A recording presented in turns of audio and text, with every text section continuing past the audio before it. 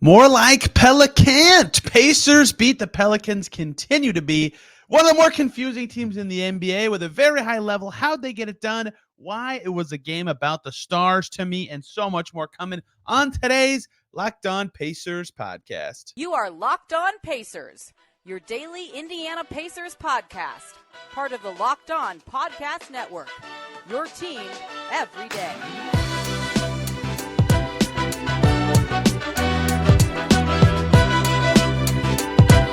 Happy Thursday, y'all, and welcome into another edition of the Locked On Pacers podcast, where we, of course, talk about the Indiana Pacers. As always, my name's Tony East. I cover the team for Forbes and SI, and today it's a leap day. That's cool. The Pacers beat the Pelicans last night. It was a sweet game with some highlights and some clutch play and much to talk about, as the Pacers do. They lose to the Raptors, but beat the Mavs by double digits and barely don't beat the Pelicans by double digits during their homestand.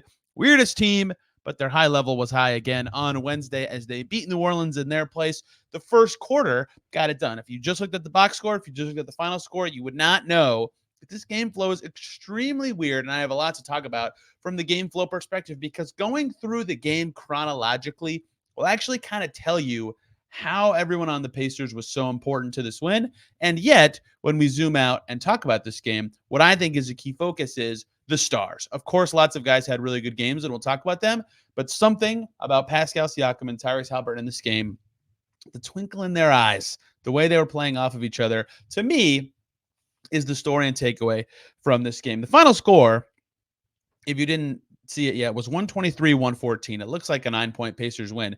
What really happened is the Pacers were so ridiculously good in the first quarter. 40 points. They only allowed 24, and it was really this late quarter surge from this lineup that was 4 bench players and Tyrese Haliburton. They were up 5 pretty far into the quarter, 4 minutes to go in the first quarter. I think this was a 5-point game. I'm double checking as I'm talking. Yeah, the Pacers were up 20-14. 21-16 with 4 minutes to go in the first quarter. They scored 19 points in the final 4 minutes of this quarter with this lineup that was Tyrese Haliburton, Jalen Smith, Ben Shepherd, Myles Turner came back in for Jones Smith in that stretch, Obi Toppin, and TJ McConnell. And that group was just ridiculously good for the final stretch. They scored on almost every possession. They got a bunch of stops. I've been an admirer of the Haliburton plus bench groups for a lot of this season, and it was absolutely crushing in that frame. The Pelicans had no answers, and that was a huge stretch and a huge part of the game that they, again, went on a massive run to close the first quarter. And that matters so much because the Pelicans outscored the Pacers in the second quarter. They were much better for the middle part of that quarter. The Pelicans outscored the Pacers in the third quarter. It was pretty even back and forth quarter, but the Pelicans were slightly better. The Pelicans outscored the Pacers in the fourth quarter. Again, it was closer and even, but there were stretches where the Pelicans were better. They got it to 3 with a couple minutes to go in the fourth quarter. I actually was texting with somebody at the game, and I said, I think the Pelicans are going to win this. And I was wrong, and I'll explain why in a minute. But that game flow is necessary to know. The Pacers won this game by being far superior than the Pelicans in the first quarter, and more specifically with the Haliburton plus bench group that closed out said first quarter. And the rest of the game was all just kind of about timely moments and getting momentum, right? And everybody was significant in doing that. I have a little bit of a note on just about every single player who had timely plays, while I also look up what that lineup of Haliburton plus the bench was from this game. But it was very impressive to me to see kind of every single Pacers player step up in that way. So first, let's start with Andrew Nembhard. Andrew Nembhard, his big contribution in timely plays and stopping runs was hitting shots from the corners. He had 3 at least corner jumpers go in. In fact, he was 3 for 7 for the game, 2 for 2 from 3, both corner threes, 8 points, 4 rebounds, even plus minus. Hit timely shots in big moments from the corners. That's what they need him to do. Talked about his 3-point shooting being so critical in this game yesterday. He hit 2 important threes in this game. His defense did not quite reach the impact I thought it would, although CJ McCollum, 9 for 21 on his way to 23 points. Andrew Nembhard did kind of have the game I thought he would have in this win, but the timely shots from him were really important. Ben Mathurin, his timely moment was the late third quarter stretch where he saved the Pacers' butts. This might sound like hyperbole, but throughout the third quarter, the Pelicans were really chipping at the Pacers' lead. That was at one point as high as, I want to say 16 or 17 at the time. They got it to 5 for example, with 7.5 minutes to go. They kept it within like 7, 9, 5-ish for so many stretches of that quarter. And then late in the frame, after they get it to 7 with 3 minutes to go, some subs come in. Ben Mathurin, 9-foot pull-up shot with 1:24 to go. A pull-up 3 with a minute to go. A step-back 3 with 30 seconds to go. And so even though the Pelicans were scoring like crazy in those final minutes of that quarter, their 7-point lead for the Pacers got up to 10, and it was at one point 16 in that stretch. That was huge, right? Because the Pelicans were scoring so much. That is when the Pelicans could have actually came back and tied the game or made it really interesting. Instead, Ben Mathurin was awesome in those moments. His total stat line for the night wasn't sensational. He finished 6 for 17 with 16 points, but that stretch, he was 4 for 9 from deep for the night. That stretch was huge. His pull-up 3 in general during this homestand changed several games for this Pacers team. The bench in general, part of that was that with Haliburton group, part of that was just the raw bench group. And Jake Madison and I have Locked on Pelicans talked about this yesterday, the bench battle being critical, and the Pacers was better, right? Their depth against a team that is proud of its depth was better. Jalen Smith had a lot of key plays. He was good on defense. They were doing something specific, and we'll actually praise Myles Turner for this in a moment, whereas a lot of Jalen Smith was in when Larry Nance was in, and Myles Turner was in when Zion was in. Valanciunas only played 7 minutes. 7 minutes for the Pelicans. I don't know if he's hurt or something, but that was significant that Jalen Smith was fighting so well in that matchup. TJ McConnell did TJ McConnell things. 9 assists, no turnovers, 8 points. Ben Shepherd, we'll get to him in a second because he was phenomenal. Obi Toppin has his own note for me that just says Obi all night. He played a lot in this game. Not a lot, but 23 minutes and 51 seconds. That was the second most of any bench player. He hit his threes. He grabbed rebounds. He had 16 points. He had 2 blocks. He had no turnovers. Obi Toppin was really good. Rick Carlisle said after the game he couldn't find a reason to take him off the floor. And you don't look for reasons to bench a player if you're a coach, but he played him a lot, right? He played him for a significant number of minutes in this game in lineups that were, unique in this instance. And the other thing he did is he didn't do awesome in this matchup, but he did good enough. He defended Brandon Ingram for like kind of significant stretches of the game. Ingram was really cooking in the early fourth quarter. That's where he got his scoring points up. He finished with 30, but it took him 20 shots to do it. 13 free throws was Ingram's thing. He was 8 for 20 from the field, though. Obi defended him pretty well, deserves a ton of credit for some timely defense. After an early fourth quarter stretch with Ingram cooking, Obi Toppin locks up and does much better defensively for the rest of that quarter. Myles Turner, his timely moments, his credit cookies, whatever you want to call it, were his defense on Zion. 2 blocks, I believe they were both on Zion Williamson dunks at the rim. Didn't fell out of a game. Rick Carlisle was talking about how specific and unique the game plan to defend a guy like Zion Williamson can be. He's just so powerful. He's such a beast going to the rim. You need teamwork. You need power. You need timing. You got to be ready for it. And Myles Turner, who was defending him often, not all the time, but often, did a very good job. Their minutes were very often paired. And Myles deserves a ton of credit for that. He had a double-double. He got 10 boards as well. He's been good on the glass of late on his way to 14 points. And the last guy who meets the game flow category of timely plays, Mr. Ben Shepherd, who has certainly turned the tide of the argument of who should be the 10th man for the rest of the season. I don't think there's an argument it shouldn't be Ben Shepherd. I think he's earned the right to play over McDermott for the fully healthy Pacers with his shooting and defense. I don't think that's up for debate at this moment. If his shot, goes back to what it was earlier in the season, maybe it's a discussion. But man, has he been good for that Raptors game before the breaks where this started. But this whole homestand, really, since the road trip they had right before they traded for Siakam, when they started to play him a lot, he's just become such a reliable, what you're going to get player for the Pacers, who can now actually make his threes. That was always the missing link for Ben Shepherd tonight. 11 points plus 7, 2 steals, 1 block, no turnover, and he hit 3 outside shots. He's good. 26.5 minutes for Ben Shepherd. He played more than Myles Turner minutes-wise in this game. Granted, Turner had foul trouble issues, but that's how much they're relying on him. And Nesmith and McDermott were both out, so of course they're going to need to play Ben Shepherd a bunch, but they played Ben Mathurin a ton Monday night, for example. They could have relied more on some other guys. Nembhard maybe playing more, Mathurin playing a ton more, and they were comfortable, and rightly so, playing Ben Shepherd a bunch, and he made it pay off.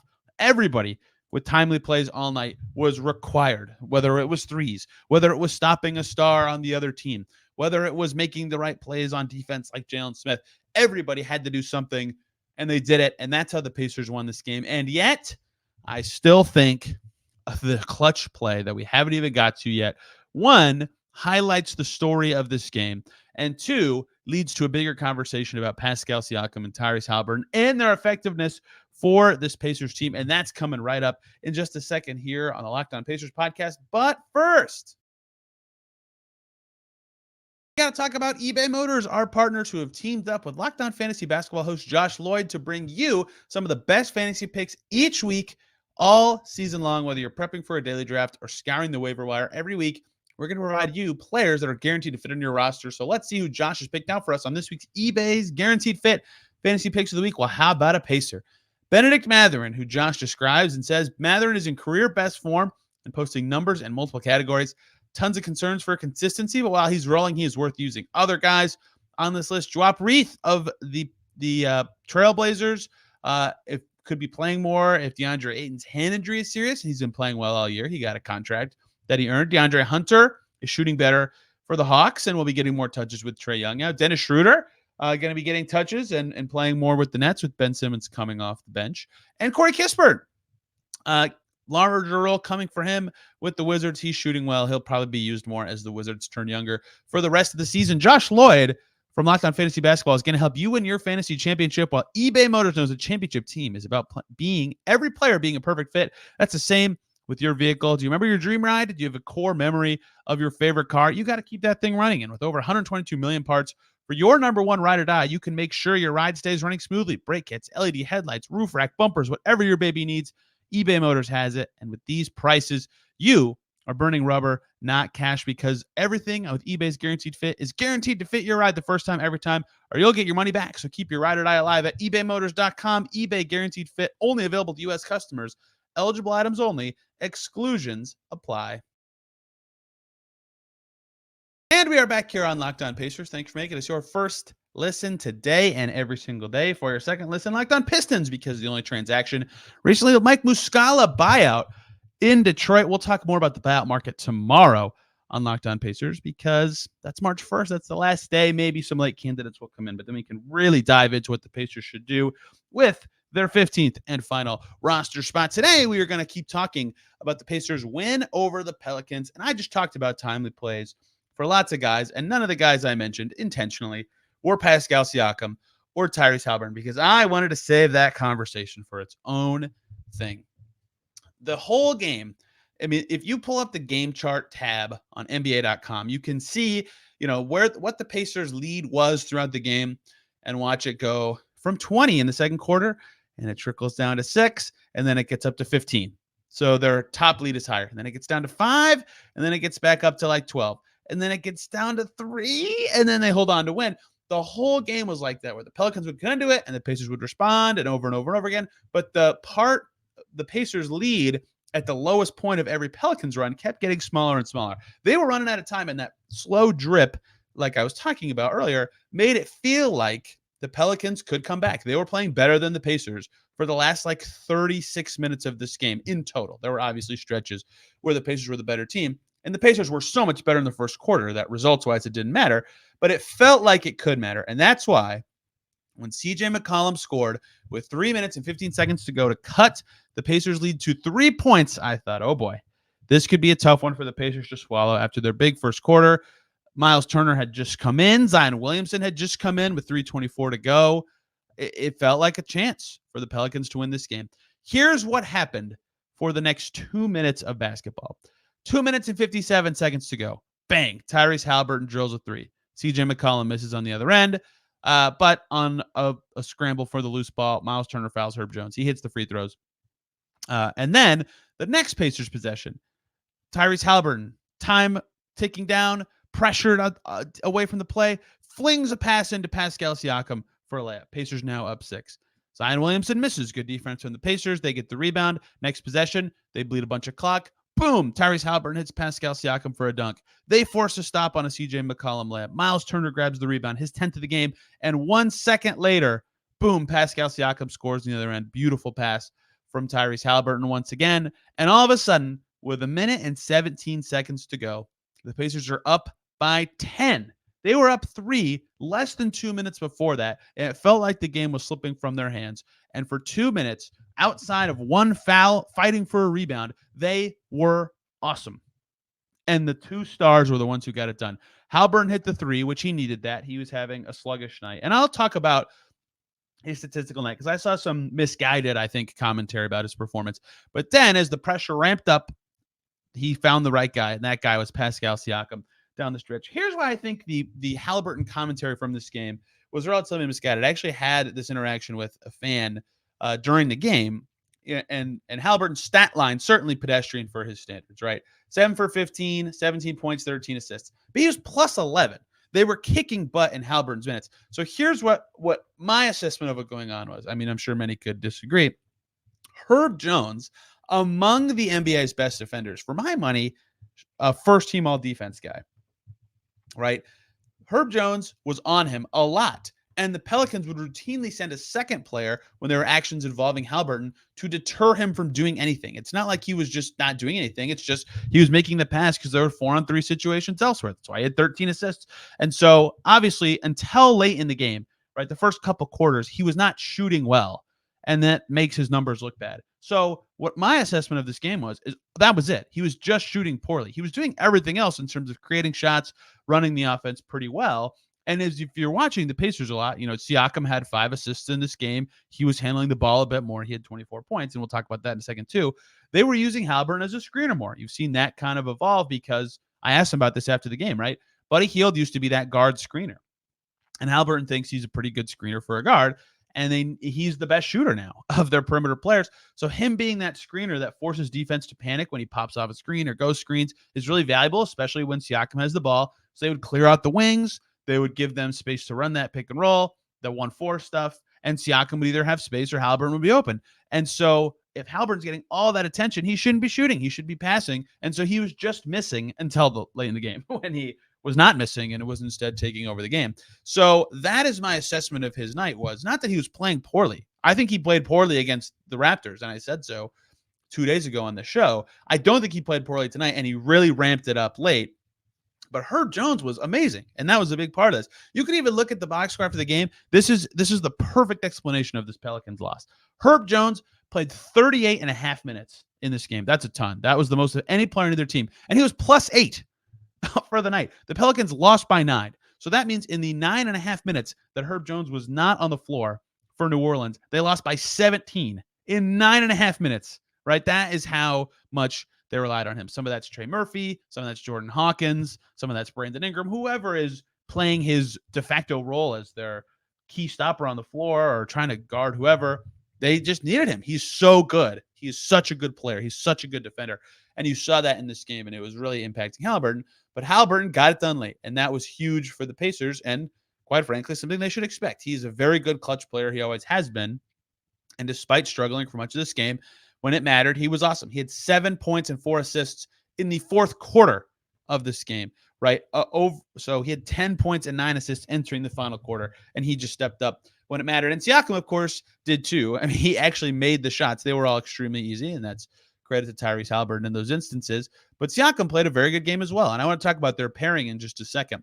But I also want to really drift into some Siakam talk because he took 18 shots. He had 24 points, 11 rebounds, and he wasn't even hitting his 3. He missed every single one in this game. 5 assists for Siakam. It does not take a genius to look at the game log of Pacers' recent games. 24 for Siakam tonight, and he was looking for a shot. 22 shots against the Raptors on Monday. He had 27 points. He didn't have to do as much against Dallas because other guys were cooking, including Tyrese Haliburton. Detroit, 20 points, 16 shots, 17 shots against the Raptors, 23 points that game right before the break. The 3 games before that, he did not crack 20 points. And in order, he took 11 shots against the Warriors, 13 against the Knicks, and 12 against the Hornets. And if you'll recall listening to this podcast during that stretch, I remember saying, and this was a very common refrain or commentary or whatever from fans, was get Pascal Siakam the ball. That dude's good, right? He should be shooting more, and he clearly is right now. And that stretch was extremely low in terms of his volume because right before that stretch of 3 games, he had that 29-point game against Houston where he was extremely good.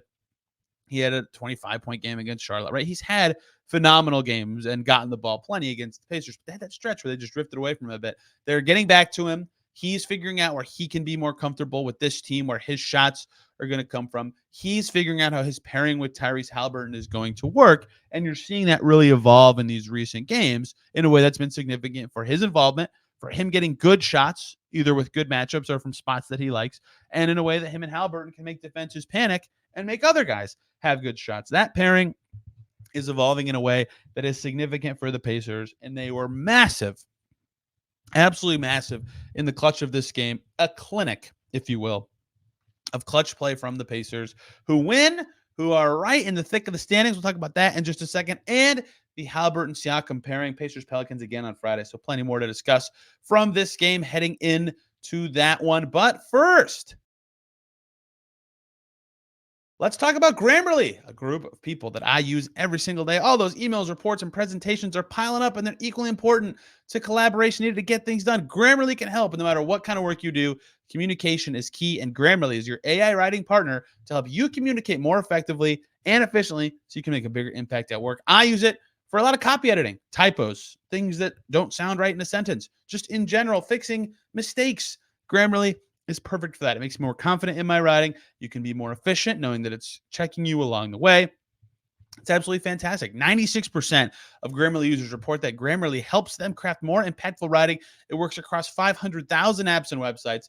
And by understanding your writing and context, they provide relevant, personalized suggestions, and their tone suggestions can help you navigate even the most difficult work conversations. Save time with one click and join 93% of professionals that report using Grammarly has helped them get more work done, make a bigger impact at work with Grammarly. Sign up today and download for free at Grammarly.com/podcast. That's Grammarly.com/podcast. Easier said, done. Back here on Locked On Pacers, thanks for making us your first listen today and every single day. Of course, check out Locked On Pelicans for your second listen. Jake Madison, I'm sure I'll have a lot to say about the Pelicans, about their really crummy start to this game, and many more things. Met some fans again at games. I forgot to do this at Monday's game. I met two people who share my last name, Dennis and Don East. Great to meet you. And there was a fan in the section right behind me who got my attention, told me he was a listener. That was very, very nice to hear. Fun game for the Pacers to win. They are now technically not in fifth in the East, but they are in a three-way tie with the Sixers and Heat in terms of they are all 13 games back of first place. They're all equally far back from whatever team is in front of them, but the Pacers have one more win and one more loss than both of those teams. So percentage points wise, the Pacers are in seventh, and they are half a game ahead of the Magic. Sixers in free fall. I bet they have an easy game coming up against the Hornets, but after that, we will see. I think the Pacers' best standings bet right this second. This could change if the Heat get wobbly. The Heat have won 5 in a row, but is getting sixth by holding off the Magic and 76ers. But that is, of course, going to be dynamic. Pacers have a road-heavy schedule coming up in March, so every win they get will be important, and tracking the Magic and the Sixers over the next few weeks will also, of course, be critical. All right, let's keep going on Pacers-Pelicans. Very fun game, and let's talk about the Siakam-Haliburton duo, who, of course, closed this game out together. You can see their chemistry growing together, and I talked about it a little bit. I asked them about it after the game, so if you watch the pressers anywhere you can get them, you can hear them talk about working with each other, the 1-4 pick and rolls, how they're kind of figuring out who should be creating and when and how to get those shots up. And you saw that growing at first, but it was tough. Like Siakam starts playing, Haliburton's out. Then he's playing, but he's limited with only 20 minutes a game. And so it's different guards and it's different lineups, and it's hard to grow chemistry that way. And, you know, they had 3 practices after the All-Star break. Like that's huge in terms of like getting that rhythm and talking things through when there's no opponent. It's just you guys figuring it out, figuring out how those spots work, especially within the context of your offense where you like stuff. It's just easier to communicate in those settings. The first practice Siakam had instantly made him, you know, have a bigger impact. Same thing kind of happened for McDermott. Now they've had several, right? And that's helped quite a bit. And you can see them working well together. So let's talk some stats, baby. Let's talk some numbers, and then you can contextualize a couple things that I've been talking about recently. The Pacers entering today with Siakam and Tyrese Haliburton on the floor. 308 minutes, Pacers net rating plus 3.4. Really good offense, meh defense, but plus 3.4 net rating is very good, right? And that is with opponents shooting pretty well, especially from 2-point range. So I expect that to get a little better. And I'll talk about why I think it needs to in just a second. With Siakam on the floor and Haliburton not on the floor, the Pacers in 288 minutes, plus 4.4 net rating. Very good. They can survive with 1 star. Really great offensive rating, probably unsustainably hot. Really not good defensive rating, but definitely unsustainably hot 2-point shooting from opponents in those instances, but still good net rating. With Haliburton on, Siakam off. This is a ton of minutes. This includes the whole season, and I'll change this query in just a second. Pacers are plus 5.6, phenomenal offense, bad defense. And with both of them off, -4 net rating, crummy offense and defense, which is noteworthy because the thing that I've been talking about is a big storyline for the second half, air quotes, half of the season coming out of the All-Star break is, can the Pacers bench be better?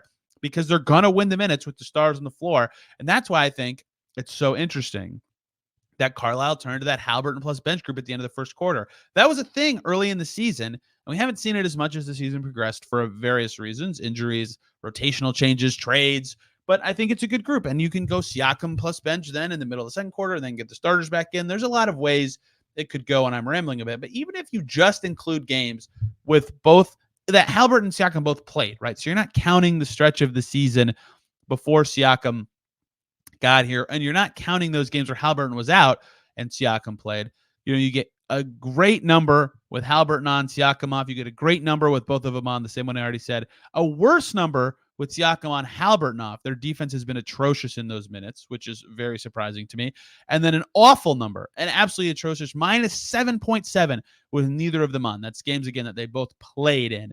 So what stands out about this? One is, I think if you're the Pacers, stagger them, right? Play them a lot together because those minutes have been good. And I think that's the second key number. We'll get to that in a second, is getting that one up. But stagger them. If one of those guys is on the floor, your floor as a team is high, right? But takeaway 2 would be their bench when neither of them are on, which is fine for a few minutes. They have a good enough bench. All their players positionally make sense. Has to be better. It cannot be this bad.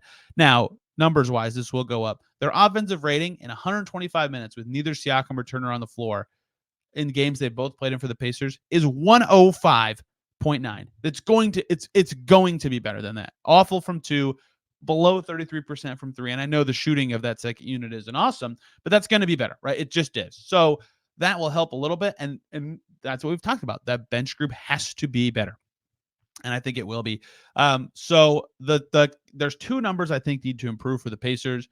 Just looking at the star numbers, one is, of course, that bench number. The other one is the Siakam and Haliburton on number. 3.4 is good, but I would expect that to be closer to like 4 or 5, given how talented those players are. And I think you've seen the seeds of them playing well together, playing off of each other, and how that can make that number go from what it was and what it is entering today to what it can be one day, which is much better. They were both very good in this game. They were both very good playing together, playing off of each other in key moments, and the Pelicans really struggled with it. It's really hard to play 4-on-3 defensively against the Pacers when Pascal Siakam is the initiator, right? He can score, he can shoot over you, he can pass. It's just very hard.